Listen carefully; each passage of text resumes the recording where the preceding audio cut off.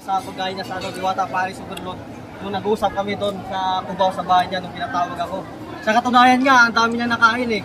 Yung yung sabaw, ang dami niya nahigo, pati yung mga laman. Sabi nga niya, crispy. Yung bulaklak at saka yung pasensya na ito sa nangyayari. Granted. Idol na idol kita. Yun yung pinaka-to from my heart, from the sky. Yun yung pinaka-kilig moment. Wala nang kiss. Kiss. Cut. Kalit kay Ma'am Corina, di ba, syempre. Nagpapasalamat pa nga ako sa Super Viral, di ba? Kumanda na naman ako sa social media. Kaya lang negative. So, nandito ba si Whitey Man? Ang sarap putungan, no? Ito. Si Whitey Man kasi ang nag-upload nun, alam ko eh. So ano po ba totoong nangyari nung araw na yun? Actually kasi, may appointment sa akin si Ma'am Corina na may segment siya na ako yung ipipicture. Tapos maraming interview, pinapakita yung parisan, pinatikin ko sa kanya. Ang daming vlogger, yung mga time na yun nandoon siya. So nagkasabay pa nga nila doon si Marvin Agustin, kaya lang, nagkasabay pa nga nung mga time na yun eh. Kaya lang, at sobrang dami ng vlogger, mayroon isang video na, yun lang, very short lang na sumubot sa Ma'am Corina, di ba, tinikman yung Paris ko. Tapos biglang cut. Yun lang yung in-upload, which is hindi naman yun yung nangyari talaga. Mayroon lang isang clip na gano'n kasi matatapos na yun eh. Ang masama kasi na parang nabas, parang tinikman daw tapos hindi daw nasarapan. Pero nakita ko naman yung kubuhan ng video, di ba? Sabi ko sa iyo eh, hindi naman gano'n yung kwento nun eh. So lumabas din, di ba, dahil napanood ko din lately yung parang in-interview ni Ma'am Corina si Whitey Man, na pinapunta pa yata sa bahay. So, di ba sabi ko sa iyo, kayo eh.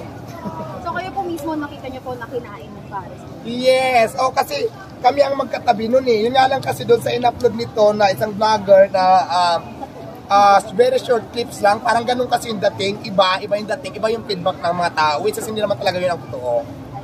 Tapos po, ayun. Nakita nyo naman talaga na kinain niya talaga yung Paris ko at nasarapan siya. So, yun. Ngayon maliwanag na sa inyo. Wala na kayong hanas kasi nakita nyo na talaga yung full video na kinain talaga ni Ma'am Corina yung Paris ko at nasarapan pa siya. Ito na po si Whitey Man. Ayan, ikaw naman Whitey Man, sa susunod, huwag bida-bida ha. Kailangan pag nag-upload ka ng video, hindi yung very negative vibe lang pinapakita mo. Dapat to fair sa lahat. Dapat kung ano yung nakita mo, i-upload mo lahat. Nang wala ka namang tinatago. Ang nangyari kasi, yung kabuuan ng video, tinago mo, in-upload nyo lang, alam mong pag-uusapan yung negative vibe. Sa susunod sana, pag nag-upload ka, ipakita mo lahat. Para maging fair. Maging fair sa mga viewers, maging fair sa akin, maging fair din sa'yo. Ang nangyari kasi, ang pinakita mo lang video na pinag-usapan tong, tuwa ka kasi I think, parang rest lang yun kasi very short clips yan. Umabot yata ng 25 million na eh. So, 28 na diba? Lumampas pa doon sa tansya ko. So, sa susunod, advice ko lang sa'yo, kayong mga vlogger, mga content creator, pag nag-upload kayo ng video, dapat yung full video. Kasi ako hindi ako nagtatago, lahat naman sinasabi ko, pinapakita ko. Para maging fair lang sana sa lahat. So yun. Nasa lang po yung banter po about din sa kwentuhan lang po sa Paris. Sa pagkain niya sa Diwata Paris Overload, nung nag-usap kami doon sa Cubao sa bahay niya nung pinatawag ako. Sa katunayan nga, ang dami niya nakain eh. Yung sabaw, ang dami niya nahigo, pati yung mga laman. Sabi nga niya, crispy. Yung bulaklak at saka yung baboy, Lechong kawali. Lechong kawali. Diba sabi ko naman sa'yo, nasarapan at sabi pa ni Ma'am Corina, parang mas pina-improve pa daw ni Diwata yung kanyang Paris. Napakasarap daw. Naku, lalo na siguro ngayon pag natikman ni Ma'am Corina yung mga bagong menu ko, yung Diwata Paris Classic, Diwata Paris Gyudon, yung dito sa Quezon City kasi mas in-improve ko talaga lalong pinasarap. So, sa susunod, upload ka ng diretsong video, hindi yung very short lang. Ay paliwanag ko lang din yung side ko, syempre, meron din tayong sariling kwento eh. Bali ang nangyari kasi noon, pagdating ko doon sa Parisan ni Adol Diwata, late na. Bali ang nadatnan ko doon yung interview ni Ma'am Corina at saka ni Diwata, nag-uusap sila na kumakain ng kunti. Tapos maya-maya nagbigay na ng chinelas, diba? Binigyan ka ng chinelas. Pagkatapos ng bigay ng chinelas, parang nagpaalam na si Ma'am Corina. Pero ni okay Diwata. Alam mo, intention mo talaga na gano'n. Alam mo kung bakit? Naalala mo ba yung caption ng post mo? ay sa mga vlogger, naalala ko Oh, na. anong caption? Kung hindi mo intention talaga. Ang caption ko doon, maarte daw si Ma'am Corina. Oh, Di diba? kinakain ng pares, sabay bawi. Intentionally, kasi sa caption pa lang, makikita mo na. So, Okay. susunod, para maging fair lang tayo, sabi mo nga, short clips lang, yun lang naabutan mo. Dapat, nakalagay sa title, hindi yung Corina Sanchez, hindi nasayarapan sa Paris ni Diwata, pinakat agad. Ibig sabihin, intentional mo na ganun yung ipost mo. Tama nga naman yun. Pero Oh, sa diba? dulo ng caption ko, may bawi naman. Si Ma'am Corina, maarte daw di kumakain ng pares ni Diwata. Sa dulo ng caption ko, nilagyan ko ng ito ang patunay na nasarapan si Ma'am Corina sa pares ni Diwata. Ibig sabihin, 50-50 lang yung caption ko. Parang clickbait lang yung unang caption, tapos dinugtungan ko. Parang ganun. Naniwala ba kayo?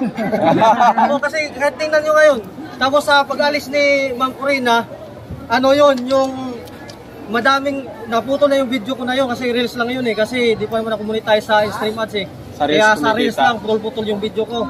Kaya nung in-upload ko na yun, madaming mga basher nagsasabi na, ano ba yan? Umalis na lang si Ma'am Corina, di wala tinikman yung pares. Parang ganun ang naging dating ni Ma'am Corina, nag-inarte siya. Kasi matapos bigyan ng Kasi nga, chinelas, kaya umalis. sila nag-react yung taong ganun dahil nga doon sa video mo. Kaya sa video mo ako kasi. Kaya may explain pa ako total dito na tayo Kaya mula nung nabas si Ma'am Corina sa Ako naman personally, hindi naman ako galit sa iyo. Gusto ko pa nga yun, di ba? Ganda-gandahan na naman sa social media, Kaya- marami naman iiyak dyan. dahil sa video na yun nabas si Ma'am Corina kasi nga naginarte di kumain. Kaya ang ginagawa ko kasi nakita ko madami nang nagre-re-upload sinisiraan si Ma'am Corina. Tapos baliktad ko yung mga caption, ibig sa akin hindi ganoon hindi naman talaga totally paninira yun ni Ma'am Corina. Yung ibang mga vlogger, yung mga anti-Diwata at anti-Corina, yun yung nagsisira ng mga caption sa pag-re-upload Kaya ng nga, video sa ko. susunod nga ito, listen and learn. Sa susunod, ang advice ko lang sa iyo, bago ka mag-upload ng isang video, dapat alam mo muna yung pwedeng mangyari. Di ba? Hindi lang dahil sa mga personal interest natin na gusto natin for the views, isipin mo muna kung mayroon ba taong maapektuhan, mayroon ba taong, di ba, yung ano bang pwedeng mangyari pag ito ang ginawa ko dun sa taong i-upload ko. Ganon kasi ang nangyari. Sa susunod, listen and learn to. Pag nag-upload ka sa susunod, i-review mo muna. Ano bang pwedeng mangyari pag ito ang nilabas natin. For sure naman, alam mo yan, content creator ka, na ganon ang kahinatnan So, pasensya na ito sa nangyayari. granted. Idol na idol kita. Yun yung pinaka ko from my heart, from the sky. Yun yung pinaka-kilig moment. Wala nang kiss. Wow! Yes! Cut.